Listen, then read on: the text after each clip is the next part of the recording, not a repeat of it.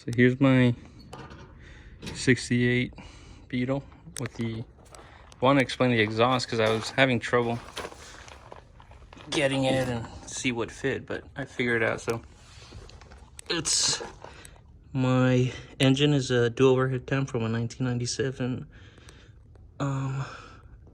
Legacy, and I just got aftermarket header or exhaust, and then I got a 2-inch flange, 2.5-inch flange with this exhaust. I could probably link it.